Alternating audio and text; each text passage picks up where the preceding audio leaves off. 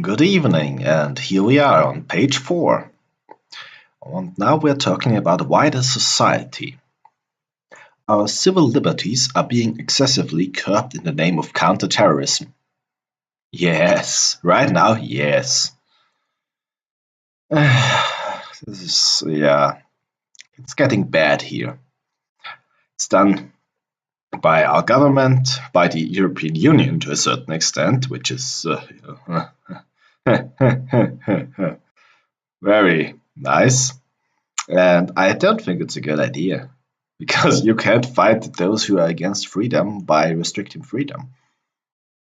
A significant advantage of a one-party state is that it avoids all the arguments that delay progress in a democratic political system. Yes, it does. It is an advantage. It is also a disadvantage, by the way, because of course, if you have only one party that says one thing, it might be a stupid thing and nobody's there to argue. But it is an advantage, It might also be the undoing, but it is an advantage, technically speaking, and I do think that is an advantage of a one-party state. It's an advantage that can be called into question, but it is one. I've repeated myself like 5 times here. Although the electronic age makes official surveillance easier, only wrongdoers need to be worried. Nope. Everybody who is in the public sphere would tell you probably that, well, you need to be very careful because somebody might record what you've said, and it might not be, against the law what you've said or done, but it might make you look bad. And if that happens, well, that might be your political office gone, or your job gone, or your company gone. So this is one of the things. Of course, there are many others why not everything should be under surveillance, but no.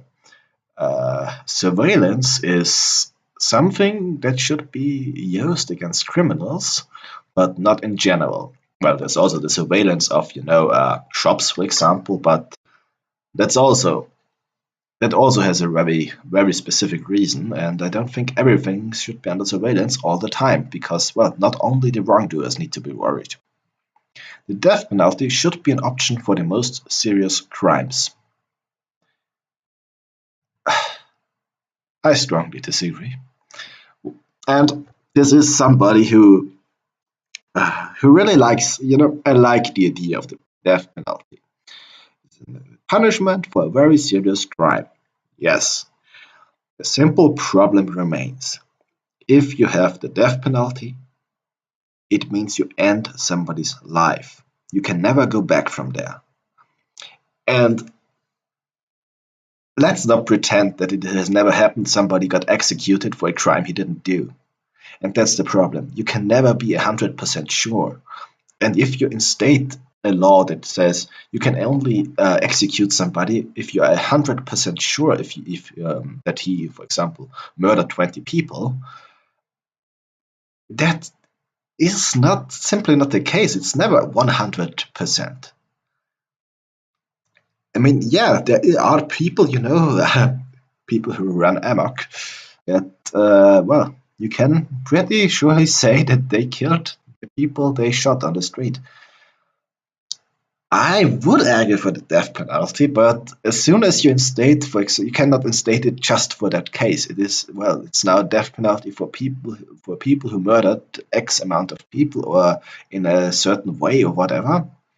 And it may sometimes catch someone who didn't do it. I mean, there might be a lookalike.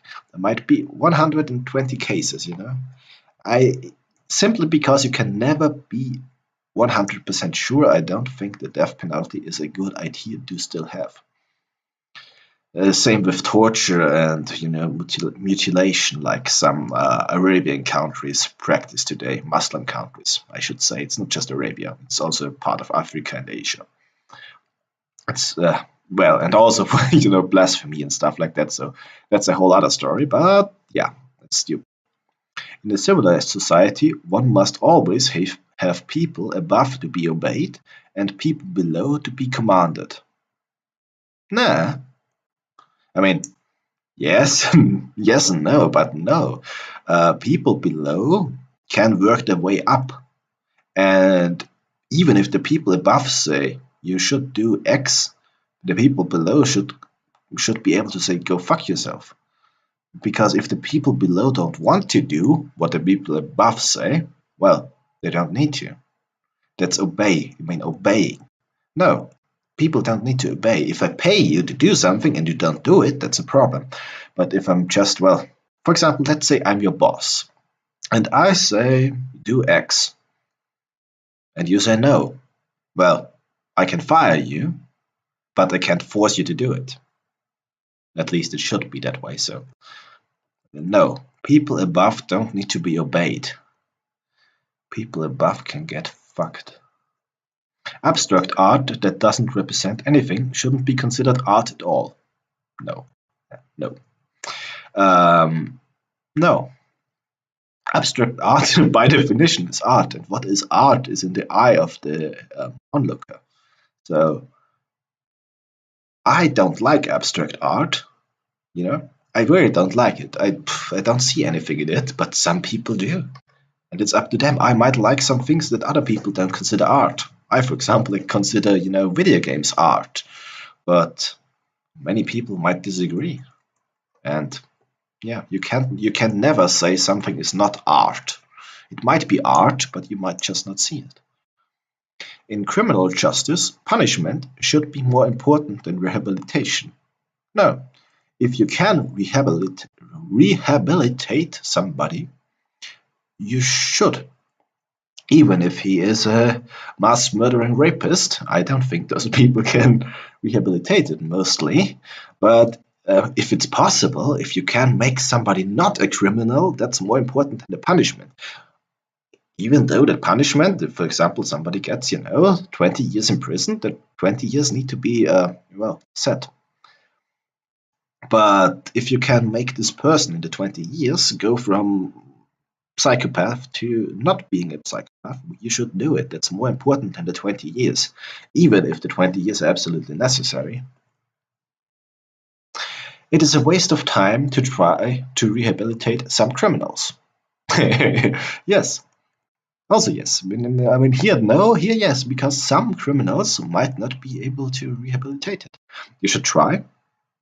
But at some point, it's pointless.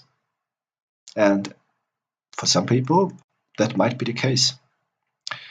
There might actually be, it might actually be necessary to send them to, mental asylum. Because, also very much possible that they are just like, yeah, I found out I like raping people, and so if you let me out, I'll just go rape somebody else. That might also be a mental disorder. But, some psychopaths are actually functional human beings that just have, this little problem that is very dangerous. Yeah, you can't rehabilitate all. The business person and the manufacturer are more important than the writer and the artist. No. I strongly disagree here. Because, well, of course, if we don't have anything, there's no point for a writer and artist because they can't do anything without anything.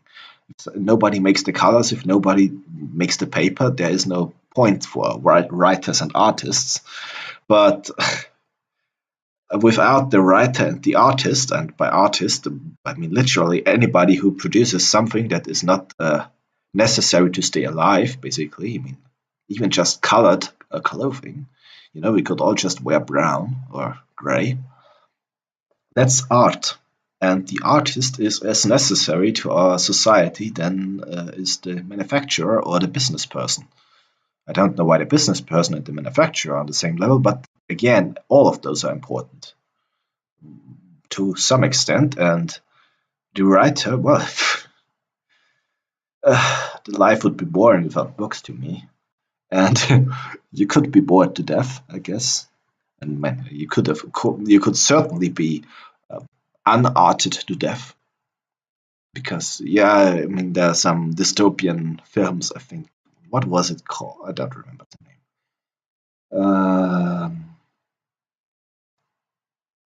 I don't remember the name, but where they basically banned all human emotion, and those are people of human emotion. But this is what writers and artists do. I wear a bright yellow shirt because, well, kind of makes me happy, you know? And this is a part of art. So I strongly disagree. It's very important to have writers and artists as well as business persons and manufacturers. Mothers may have careers, but their first duty is to be homemakers. No, no, absolutely not. I disagree because a homemaker is not something that has to do with the child. This is more with the husband. And in our, modern society, I do think that fathers can also be the homemakers, and if the mother makes more money than the father, maybe he should be the homemaker and not she. I mean, he has enough to do probably with the child and the household and everything. So yeah, but I do think mothers have mothers have an even bigger what is it um, responsibility towards their children than the father has, because I do think there is a stronger connection between mothers and children, fathers and children. Might be wrong here. I'm no um, psychologist, but I do think that's generally the case. So yeah, they may have agreed, but homemaker is something different than a responsibility to a child, to me at least. Multinational companies are unethically exploiting the plant genetic resources of developing countries. Um, hmm, no, no, because you need to read this carefully. Unethically exploiting the plants? Yes. Genetic resources? No. Because what this says is those people are going to somewhere, find a plant, take the plant, well, one of those, take some genes from it or the entire plant and make a farm with it, build farms with it. And I do think that's okay. And they're not taking anything, They're not taking anything away. They might be taking a single plant away or some stuff that has the genes in it, the general plant material. But I don't think that is unethical exploitation. Making peace with the establishment is an important aspect of maturity. No, actually. Certain extent. You know, you need to make peace with this. I mean, you are at peace with the establishment when you're born. Then you have a rebellious phase in your puberty, probably. Most people do, I think. And then you get a little bit more, uh, peaceful to the establishment again. Let's use the words from here. But accepting the establishment as it is not a part of maturity. That is being either part of the establishment or being an idiot. Because it might be the perfect society and then it's okay, but most societies are not perfect, and if you think you know better and have a vested interest in everything and know what you're doing, you should not make peace with the establishment. You should be working on making it better, at least in my opinion. So making peace entirely with the establishment is not an aspect of maturity. And with that, I think we are done with this page, and see you next time. Good night.